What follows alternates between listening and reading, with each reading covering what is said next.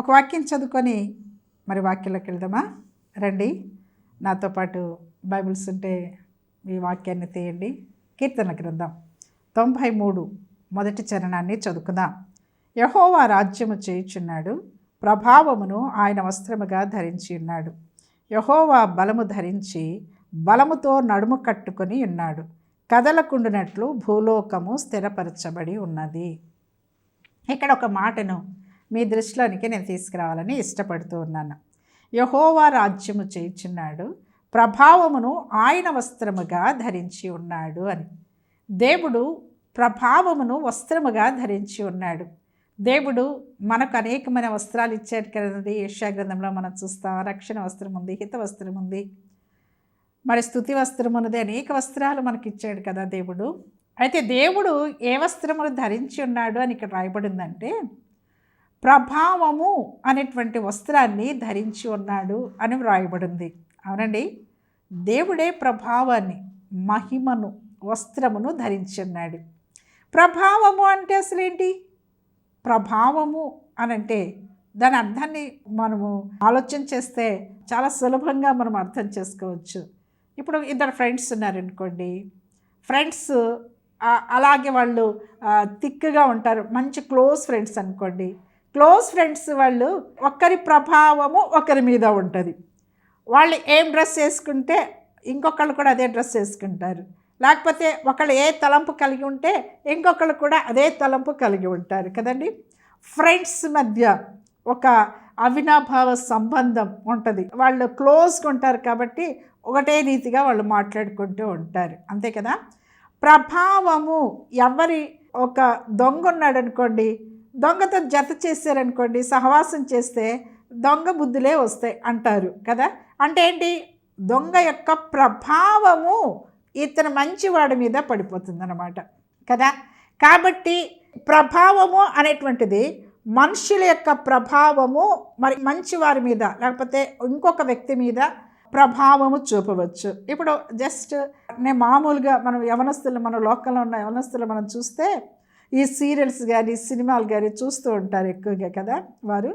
ఎందుకంటే వారు అది చూచినప్పుడు వాళ్ళు ఏమనుకుంటారంటే, వాళ్ళకి ఎవరైతే మరి ఫేవర్గా ఉంటారో, వాళ్ళకి ఇష్టమైనటువంటి వారు ఉంటారు, వాళ్ళు ఏం చేస్తారంటే వాళ్ళు ధరించిన బట్టలే ధరించుకోవాలి అంటారు, వాళ్ళు హెయిర్ స్టైలే వాళ్ళు చేసుకోవాలి అంటుంటారు కదండి.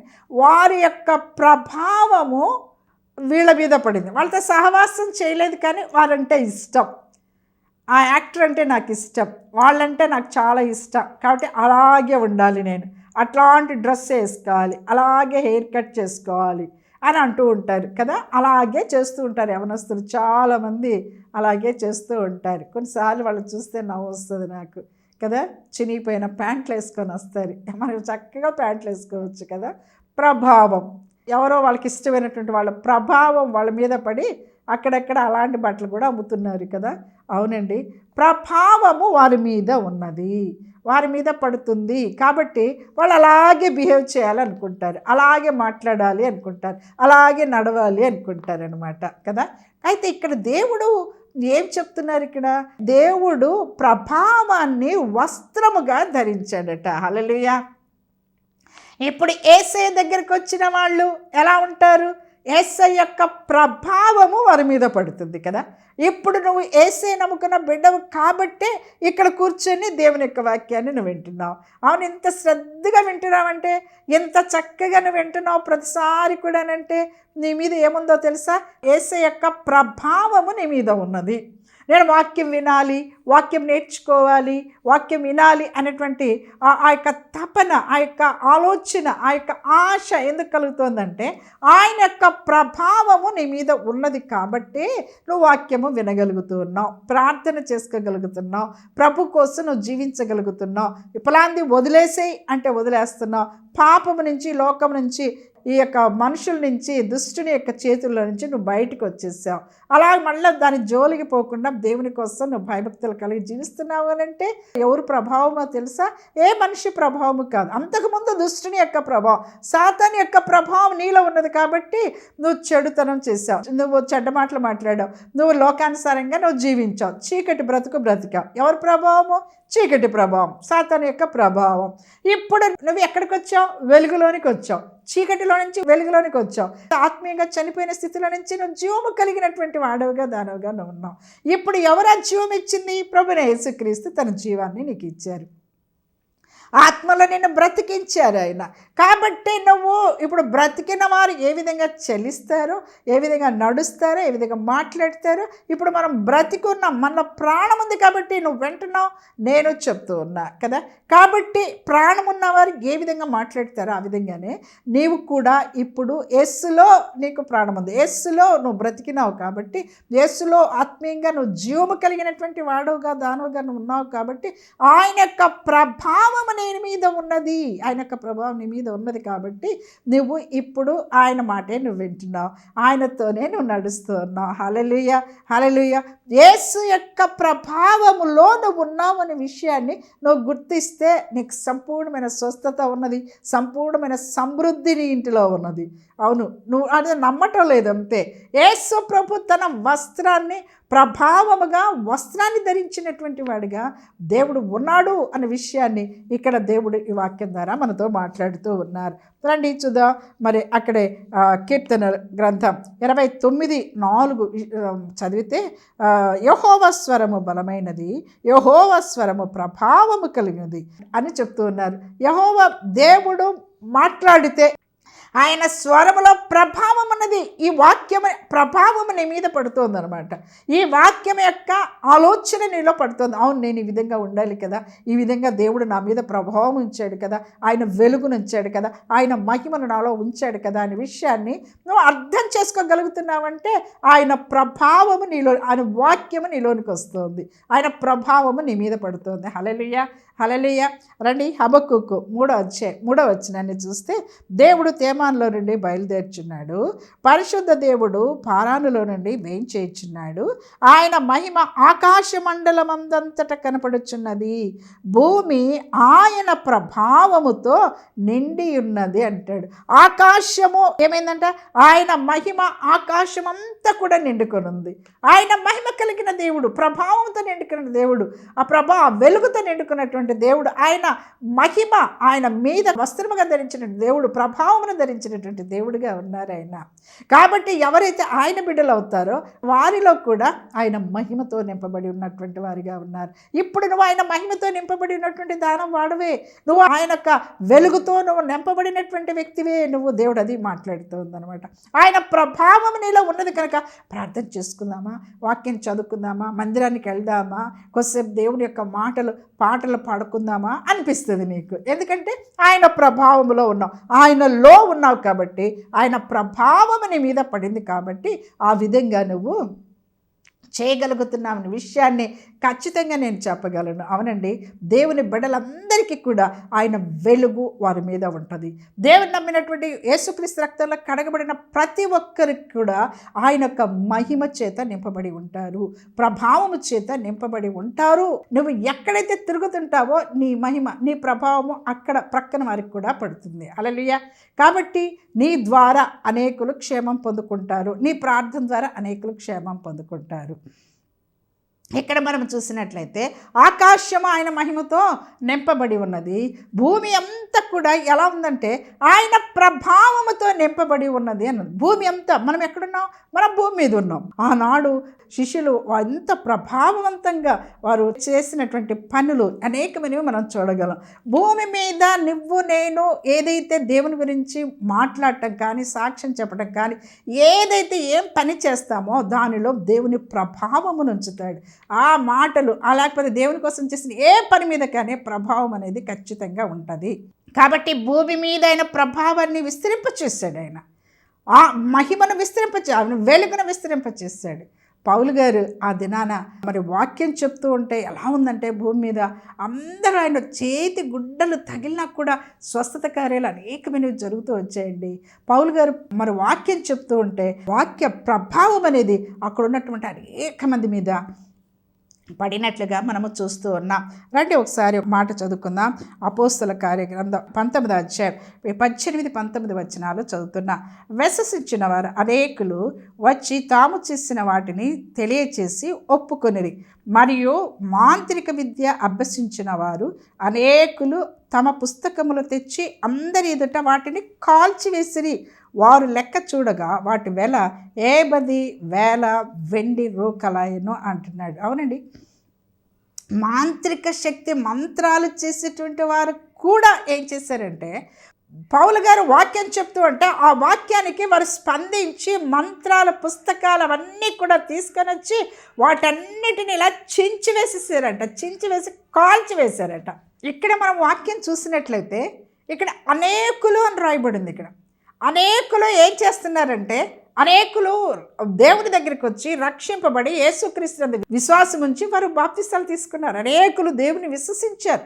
అలాగే మాంత్రిక విద్య చేసేవారు కూడా వాళ్ళు పుస్తకాలు చించివేసి కాల్చివేశారంట. తిరిగి దాని జోలికి వెళ్ళమోనని. అవునండి, ఇప్పుడు కూడా నువ్వు వాక్యం వింటున్నావు కదా, వాక్యం వింటున్నటువంటి నీలో ఏదైనా మార్పు కలుగుతుందా?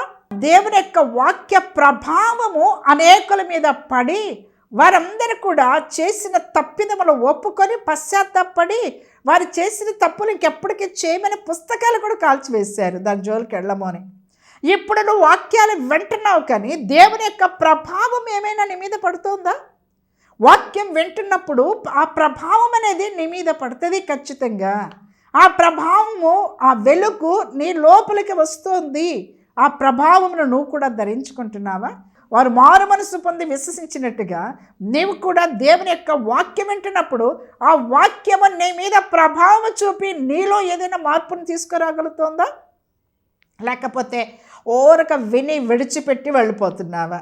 వాక్యం వింటే మంచిదే, వాక్యం వింటే మంచిదే. అయితే ఆ వాక్యం ఎవరంటే దేవుడే కదా. వాక్యము దేవుడై ఉన్నాడు అన్నట్టు కదా మనం చదువుకుంటాం కదా 1 యోహాను సువార్తలో.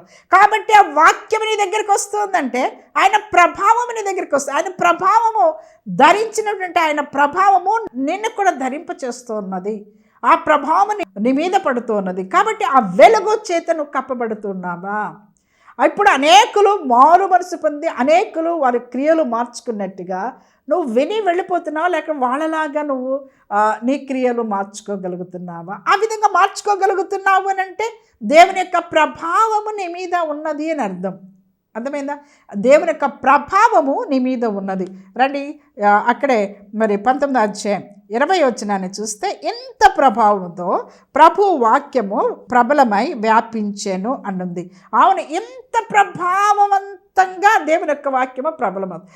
అక్కడ పోతే దేవుడు మరి స్వస్థత కార్యాలు జరిగాయి. అక్కడ పోతే హృదయాలు మారిపోతున్నాయి. అక్కడ పోతే మన క్రియలు మారిపోతున్నాయి. దేవుని యొక్క ప్రభావం ఎంత బలముగా భూమి మీద విస్తరిస్తూ వచ్చింది. అప్పుడు వారు వాక్యానికి వెదజల్లుతూ ఉంటే ఆ విధమైన ప్రభావము భూమి మీద బలముగా విస్తరించినట్టుగా మనం ఇక్కడ చూస్తూ ఉన్నాం. ఎందుకు అనంటే ఆయన వాక్యములో శక్తి ఉన్నది, ఆయన వాక్యములో స్వస్థత ఉన్నది, ఆయన వాక్యములో అవసరాలు తీరిపోతున్నాయి. రండి లూకాసు వార్త 6వ అధ్యాయం 17-18 వచనాలు చదివితే, ఆయన వారితో కూడా దిగివచ్చి మైదానమందు నిలిచినప్పుడు శిష్యుల గొప్ప సమూహమును ఆయన బోధ వినుటకును తమ రోగములను కుదుర్చుకునుటకును యూదయ దేశమందంతటి నుండి యెరూషలేము నుండి తూరు సీదోను పట్టణముల సముద్ర తీరముల నుండి వచ్చిన జన సమూహమును అపవిత్రాత్మల చేత బాధింపబడిన వారును వచ్చి స్వస్థత నొందిరి. అనేక విధమైనటువంటి రోగాలు కలిగినటువంటి వారు వస్తున్నారు. పరుగు పరుగున వచ్చి ఆయన దగ్గర గుంపులుగా యేసయ్య ఎక్కడుంటే అక్కడ గుంపులుగా వచ్చినట్టుగా మనం చూస్తాం. ఎందుకండి అవసరాలు తీరిపోతున్నాయి, స్వస్థత కార్యాలు జరుగుతున్నాయి, దయ్యాలు వెళ్ళిపోతున్నాయి, అపవిత్ర ఆత్మలు పరిగెత్తి వెళ్ళిపోతున్నాయి. అవునండి, అలా దేవుని కార్యాలు అక్కడ విస్తారంగా జరిగిపోతున్నాయి. యేసయ్య ఎక్కడుంటే అక్కడ విస్తారమైనటువంటి కార్యాలు జరుగుతున్నాయి. అదే సమయంలో పరలోక రాజ్య వారసులు కూడా అవుతున్నారు. అనేకం యేసయ్యను వెంబడించే వారిగా ఉంటున్నారు. వారు హృదయాలు మార్చుకున్నటువంటి వారిగా ఉన్నారు. క్రీస్తునందు విశ్వాసం ఉంచినటువంటి వారిగా ఉన్నారు. వారి క్రియలు మారిపోతున్నాయి, వారి బ్రతుకు మారిపోతుంది. ఇక ఈ లోకంలో ఏది వద్దు ఆయన వెంబడిద్దామని ఆయన వెంబడించినటువంటి వారు ఈ పేతురు, యోహాను, యాకోబు వీళ్ళందరికీ శిష్యులందరూ కూడా అలా వెంబడించిన అనేక మంది ఆయనకి వేల మంది ఆయన వెంబడించినట్టుగా ఉన్నారు. నువ్వు ఇంత వాక్యం వింటున్నావు, మరి ఆయన వెంబడించేటువంటి వ్యక్తిగా నువ్వు ఉన్నావా? ఆయన వెంబడించేటువంటి స్త్రీగా పురుషునిగా నువ్వు ఉన్నావా? ఆయన కాడిని మోసేటువంటి వ్యక్తిగా నువ్వు ఉన్నావా? ఎవరికి విని వెళ్ళిపోతున్నావా? దేవుడు మాట్లాడుతుండగా మరి నీలో ఏ మార్పు కలుగుతోందో, ఎంత వాక్యం విన్నప్పుడు ఒక ప్రభావం అనేది, నీ ప్రభావాన్ని ఇతరులు చూడాలి. నీలో కలిగిన మార్పు అయినటువంటి జీవితం, మార్పు కలిగినటువంటి క్రియలు ఇతరులు చూడాలి, గమనించాలి. వాళ్ళు చెప్తారు ఎంత మారిపోయినాడో, ముందు ఇలా ఉండేటువంటి వారు ఇప్పుడు ఈ విధంగా మారిపోయినారని ఇతరులు నీ గురించినటువంటి సాక్ష్యము పలకాలి. ఆ విధంగా సాక్ష్యం పలుకుతున్నారా? ఆ విధమైనటువంటి సాక్ష్యం పలుకుతున్నా? ఎప్పుడైతే ఆ సాక్ష్యం బయటకు వచ్చిందో ఖచ్చితంగా నీ మీద దేవుని ప్రభావం ఉన్నది అనే విషయాన్ని నీకు గుర్తు చేస్తూ ఉన్నా. నీ మీద ఉన్నది ఖచ్చితంగా ఆయన ప్రభావం ఉన్నది, ఆయన వెలుగున్నది. ఆయన ప్రభావమును వస్త్రముగా ధరించాడు కదా, కాబట్టి ఆయన వస్త్రాన్ని నీ మీద కప్పుతున్నాడు. ఆ వస్త్ర ప్రభావము, ఆయన వెలుగును, ఆయన స్వస్థత కార్యములు నీ మీద కప్పుతున్నట్లుగా ఇక్కడ జ్ఞాపకం చేస్తున్నాడు దేవుడు. చూడండి, లూకా సువార్త 6వ అధ్యాయం 19వ వచనం చూస్తే, ప్రభావం ఆయనలో నుండి బయలుదేరి అందరినీ స్వస్థపరచుచుండెను కనుక జన సమూహమంతయు ఆయనను ముట్టవలనని యత్నము చేసిరి. ఏం చేస్తున్నారండి అందరూ? జనసమూహం అంతా ఆయనలో నుండి ప్రభావము, ఆయన ప్రభావం వస్త్రంగా ధరించారు. ఆయన లోపల కూడా ఆయన ప్రభావం ఉన్నది, స్వస్థత కార్యాలు ఉన్నాయి. ఆయన నోరు తెరిస్తే నీకు స్వస్థత, ఆయన నోరు తెరిస్తే నీకు మేలు క్షేమము కలగాలని ఆయన మాట్లాడతారు. కాబట్టి అనేక జన సమూహం వచ్చి అనేకులు ఆయన ముట్టి స్వస్థ. అలాగే కదండి మరి రక్తస్రావం కలిగే స్త్రీ ఏం చేసిందండి?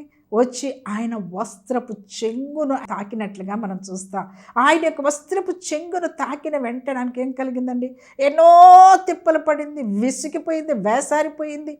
ఆమె ఎక్కడెక్కడో విసిగిపోయి ఇక నాకు రోగం బాగు కాదు, ఇంకా నా స్థితి ఇంతే, నా గతి ఇంతే అని విసిగిపోయింది, వేసారిపోయినటువంటి ఆ స్థితిలో యేసు ప్రభుని గురించి ఎప్పుడైతే విన్నదో ఆమె పరుగున వచ్చి అందరినీ దారి చేసుకొని అంత గుంపులో ఆమె వచ్చి యేసయ్య యొక్క వస్త్రాన్ని తాకినట్టుగా మనం చూస్తాం. అవునండి, యేసు ప్రభుని గురించి విన్నప్పుడు ఆయనలో స్వస్థత కార్యం ఉన్నదని, ఆయనలో మేలు ఉన్నదని, ఐశ్వర్యం ఉన్నదని, ఆయన గొప్పవాడు, దేవుడు పరలోక రాజ్యం తీసుకుపోయే దేవుడని నువ్వు వింటున్నావు కదా. మరి పరుగున వచ్చి ఆయన సన్నిధిలో కూర్చుంటున్నావా? ఆయన ప్రభావమును ముట్టుకుంటున్నావా? ఆయన వస్త్రమును తాకుతున్నావా? ఆయన వాక్యం ధ్యానం చేయడానికి ఆయన సన్నిధిలోకి పోతున్నావా? ఆయన సన్నిధిలో కొంచెం సేపైనా కూర్చొని నువ్వు దేవుని సన్నిధిలో ధ్యానం చేయగలుగుతున్నావా? మరి ఆయన దగ్గరికి ఆమె పరుగున వచ్చి అందరినీ దారి చేసుకొని వచ్చి ఆయన చూస్తారు. ఆయన అందరిని వచ్చేట అందరిని, ప్రభువా నన్ను స్వస్థపరచండి, ఆ కాళ్ళ మీద పడలేదు. ఆమె విశ్వాసం ఎంత విశ్వాసం ఉందంటే ఆ చెంగు ఒక్కటి ముట్టుకుంటే చాలు ఆయన ప్రభావం నాలోకి వచ్చి నన్ను స్వస్థపరుస్తుంది అని నమ్మింది. అవునండి, ఏ బాధతో ఉన్నావో, ఏ దిగులతో ఉన్నావో, కానీ ఇప్పుడు దేవుడు నీతో మాట్లాడుతున్నాడు. ఆమెకున్న విశ్వాసంలో ఎంత ఉన్నా కూడా నీకేమవుతుందంటే స్వస్థత కార్యము ఆయనలో నుండి ఆ ప్రభావము బయలుదేరి ఈ వాక్యము వెంటండగలనే లేచి నడువు, ఆయన ప్రభావము నీ మీద పడుతుంది. ఆయనలో నుంచి వచ్చిన ప్రభావము నీ లోపలికి వచ్చి నిన్ను స్వస్థపరుస్తుంది. ఈ వాక్యము స్వస్థపరిచే వాక్యం ఇది. నిన్ను పురుకొల్పేటువంటి వాక్యం, నిన్ను బలపరిచేటువంటి, ఎక్కడ పడిపోయినావో, దేవునికి దూరం అయిపోయినావో ఆ దూరమైన స్థితిలో నుంచి మళ్ళా తిరిగి ఆయన దగ్గరికి నడిపించేటువంటి వాక్యముగా ఈ వాక్యం ఉన్నది. ఆయన ప్రభావం ఎంత బలమైనదో కదా. ఆయన ప్రభావం నా దగ్గర లేదు అనుకుంటున్నావు, ఆయన నాకు దూరమైనాడు అనుకుంటున్నావు, ఆయన నాకు దగ్గర లేడు అనుకుంటున్నావు. నువ్వు చేసిన తప్పిదాన్ని బట్టి. నాకు మొన్న ఒక అమ్మాయి, యవనస్తురాలు ఒక అమ్మాయి మాట్లాడితే ఒక మాట అన్నది. ఏమన్నదో తెలుసా? నాకు దేవుడు చాలా దూరంగా ఉన్నాడు, నా దగ్గర లేడు. అంతకుముందు చాలా బాగా నా దగ్గర ఉండేవాడు, ఇప్పుడు లేడు, దేవుడు చాలా దూరంగా ఉన్నాడు. పిలిస్తే వస్తాడా? ఆయన వస్తాడా? నా దగ్గరికి వస్తాడా? మళ్ళీ నన్ను ముట్టుతాడా? తాగుతాడా? నన్ను స్వస్థపరుస్తాడా? నేను దేవునితో నేను ఉండగలనా అని అడుగుతోంది. ఎంత అమాయకంగా అడుగుతోంది. నేను చాలాసేపు నేను కౌన్సిల్ చేసి, లేదమ్మా ఎక్కడికో వెళ్ళాడైనా, ఎప్పుడు నీ దగ్గరే ఉన్నాడు. నువ్వు చేసిన ఏదైనా పొరపాటును బట్టి, నువ్వు పరిశుద్ధత ఉంటేనే ఆయన అక్కడ ఉంటాడు. కాబట్టి ఎక్కడో పొరపాటు చేసావు, ఆ పొరపాటు ఒప్పుకుంటే చాలు, ఆయన నీ లోపలికి వచ్చేస్తాడు. నీ దగ్గరే ఉన్నాడు, ఆయన నిన్ను కౌగిట్లోనే పెట్టుకోవాలని ఆయనకి ఎప్పుడు ఇష్టమే. నువ్వు ఆయన బిడ్డవే, నువ్వు ఎంత ధైర్యపరిచాను. అప్పుడు ఎంత సంతోషంగా ఆనందంగా ఆ అమ్మాయి, అవును నేను అలా చేస్తా అన్నది. అవునండి, నీ స్థితి కూడా ఇప్పుడు అంతే. ఆయన ప్రభావం నీ దగ్గరే ఉంది, నీలోనే ఉంది. ఆయన ఎప్పుడు నిన్ను విడిచిపెట్టే దేవుడు కాదు. నువ్వేదో చిన్న పొరపాటు చేసేవాడు చీపో అనడు ఆయన. ఎప్పుడు కూడా ఆయన దగ్గరే, ఆయన కడుక్కొని శుభ్రం చేసుకొని దగ్గరే పెట్టుకోవాలని ఆయన ఇష్టపడతాడు. నీ జీవితంలో ఒకవేళ నిరాశలో ఉన్నావా, నిస్సత్తుగా ఉన్నావా, దేవుడు ఏం చేస్తున్నాడులే, నాకు ఇంకెంతేలే నా పరిస్థితి అనుకుంటున్నావు, కాదు కాదు, దేవుడు నువ్వు ఇప్పుడు ఏ అవసరాల్లో ఉన్నావో అవసరాన్ని తీర్చేటువంటి దేవుడిగా ఉన్నాడు. అక్కడి నుంచి నేను లేపేటువంటి దేవుడిగా ఉన్నాడు. ఆయన ప్రభావం నీ దగ్గర ఉన్నది, నీ లోపలికి ప్రవేశిస్తూ ఉన్నది. నువ్వు నమ్ము, ఆ స్త్రీకి స్వస్థత వచ్చినట్టుగా నీకు కూడా స్వస్థత వస్తుంది, నీ అక్కర తీర్చబడుతుంది. రండి, మార్క్స్ వార్త 5వ అధ్యాయం 30వ వచనం చూస్తే, వెంటనే యేసు తనలో నుండి ప్రభావము బయలు వెళ్ళనని తనలో తాను గ్రహించి జనసమూహము వైపు తిరిగి నా వస్త్రము ముట్టినది ఎవరని అడుగగా అని ఇక్కడ రాయబడింది. అవునండి, దేవుడు సాక్షిగా జీవించాలని ఇష్టపడుతున్నాడు. ఆమె ముట్టుకుంది, స్వస్థపరచబడింది. ఆమె వెంటనే స్వస్థపోయిందని సంతోషంగా ఆమె తిరిగి జనాల్లో కలిసిపోయింది. కానీ ఆయన అడుగుతున్నాడు, ఎవరు నన్ను ముట్టుకుంది అని అడుగుతున్నాడు. శిష్యులు అన్నారు, ఏంది ప్రభువా, అందరి మీద పడుతుంటే ఎవరో నన్ను ముట్టుకున్నారంటే, అందరిని ముట్టుకుంటున్నారు కదా అని అన్నారు వాళ్ళు. దేవుడికి తెలుసు తనలో నుంచి ప్రభావము ఎవరికో వెళ్ళింది అని. వాళ్ళు వ్యక్తి కూడా తెలుసు దేవునికి. అయితే అందరికీ సాక్షిగా ఉండాలని దేవుడు ఇష్టపడతాడు. అవునండి, నువ్వు నీకు జరిగే కార్యాలు నీ దగ్గరే పెట్టుకోవద్దు. ఏ అద్భుతం జరిగిందో, ఏ స్వస్థత కార్యం జరిగిందో, ఇప్పుడు నీకు జరిగేటువంటి ఆ స్వస్థత కార్యం కానీ, ఆ ఉపకారము కానీ, ఏ అక్కర్లో ఉన్నావో అక్కర ఇప్పుడు దేవుడు తీరుస్తాడు, ఖచ్చితంగా తీరుస్తాడు. నువ్వు విశ్వసిస్తే తీరుస్తాడు. ఇదిగో తీర్చబడినటువంటి ఆ మేలు, వచ్చినటువంటి ఆ స్వస్థత కార్యాన్ని నువ్వే దాచుకోవద్దు, ఎక్కడ కలిసిపోవద్దు, అందరిలాగా ఉండవద్దు. ఎలా చేయాలో తెలుసా? నువ్వు బహాటంగా వచ్చి నువ్వు ఆ సాక్ష్యం చెప్పాలి. దేవుడి కార్యం నా పట్ల జరిగించాడు అని సాక్ష్యం చెప్పాలని దేవుడి ఇష్టం. అందరూ దేవుడు చేసిన కార్యము అందరూ తెలుసుకోవాలని, వారు కూడా దేవుని ఎందుకు విశ్వసించాలని దేవుడు ఇష్టపడుతున్నాడు. మరి సాక్ష్యం చెప్తావా? ఆ విధంగా నీ సాక్ష్యాన్ని ఇతరులకు వినిపిస్తావా? నీ సాక్ష్యాన్ని ఇతరులకు వినిపించాలని దేవుడు ఇష్టపడుతూ ఉన్నారు. మరి నీ సాక్ష్యం వినిపించుకుని ఎన్ని కార్యాలు, అద్భుత కార్యాలు, స్వస్థత కార్యాలు దాచుకున్నావు? నువ్వు సాక్ష్యం చెప్తే కదా, థ్యాంక్స్ అని చెప్తే కదా దేవునికి ఇంకొక కార్యం చేయటానికి. మరి నువ్వు దేవునికి ఎంత సాక్షిగా నువ్వు జీవిస్తున్నావు? ఆయన ప్రభావం నీ మీద ఇంతగా ఉంది కదా, ఆయన వెలుగు, స్వస్థత కార్యాలు, అద్భుత కార్యాలు ఇన్ని చేశారు కదా, మరి ఆయనకి ఏమైనా కృతజ్ఞత చెల్లించావా? కృతజ్ఞత కానుకలు కానీ, కృతజ్ఞత స్థుతులు కానీ, మరి మందిరంలో సాక్ష్యాలు కానీ, లేకపోతే ఇంకొకళ్ళ దగ్గర కానీ సాక్ష్యాలు కానీ చెప్పగలిగేవా? ఆ విధంగా చెప్పగలిగినట్లయితే ఖచ్చితంగా ఇంకొక మేలు దేవుడు చేయడానికి ఇష్టపడతారు, సంతోషపడతారు ఆయన. హల్లెలూయా. ఈ విధంగా ప్రభావం మన మీద ఉంటే చూడండి, యోహాను సువార్త 14:12 వచనం చూస్తే, నేను తండ్రి ఎదుకు వెళుచున్నాను కనుక నేను చేయు క్రియలు నా యందు విశ్వాసం ఉంచువారును చేయను, వాటికంటే మరి గొప్పవేయో అతడు చేయనని మీతో నిశ్చయంగా చెప్పుచున్నాను. నువ్వు విశ్వసిస్తే నీకే కాదు ఆ కార్యాలు జరిగేది, నీ ద్వారా ఇతరులకు కూడా. నువ్వు ఎవరికైనా ప్రార్థన చేసావనుకో, వాళ్ళకి స్వస్థత కార్యాలు వస్తాయి. ఎందుకంటే నువ్వు ఆ ప్రభావంతో నింపబడ్డావు, నా వెలుగుతో నింపబడ్డావు, స్వస్థత వరముల చేత నింపబడ్డావు కనుక నువ్వు ప్రార్థన చేస్తే వాళ్ళు కూడా స్వస్థత వస్తుంది. నువ్వు ఎవరైనా బాగాలేదన్న ప్రార్థన చేయండి, ప్రార్థన చేస్తే ఖచ్చితంగా ప్రార్థన. గొప్పవాళ్ళు పెద్ద సేవకులే చేస్తే కాదండి, నీకు కూడా ఆ ప్రభావం నీ మీద కూడా ఉందని దేవుడు ఇప్పుడు మాట్లాడుతున్నారు. నువ్వు చెయ్యి, విశ్వసించి చెయ్యి. ఇతరులకు స్వస్థత కలగకపోతే అడుగు. కనుక నీ మీద ప్రభావం అన్నది, ఆ ప్రభావంలో నువ్వు ఉన్నావు. ప్రభావ వస్త్రం నీ మీద వేసాడు దేవుడు, నీవు కూడా ఆ ప్రభావ వస్త్రాన్ని ధరించావు కనుక ప్రార్థన చేయి, వాళ్ళకు కూడా స్వస్థిస్తాడు. ఆ విధంగా చేస్తావా? దేవుని కార్యాలు చేస్తావా? ఆ విధంగా చేసి దేవుని మహింపరుస్తావా? ఆ విధంగా చేయడానికి పరిశుద్ధాత్మ దేవుడు నీకు సహాయం చేయను గాక. ప్రార్థన చేద్దామా? నీకోసం నేను ప్రార్థన చేస్తాను. యేసే తండ్రి, స్తోత్రమయ్యా, మహాపరిశుద్ధుడైన దేవా నీకు వందనాలు. మీరు ఇచ్చిన వాక్య లేఖనాలు బట్టి మీకు వందనాలు చెల్లిస్తున్నాను తండ్రి. ఇదిగో చూస్తున్నటువంటి బిడ్డల్లో ప్రభా నీ ప్రభావమును ప్రభా వల్ల ఉంచావయ్యా.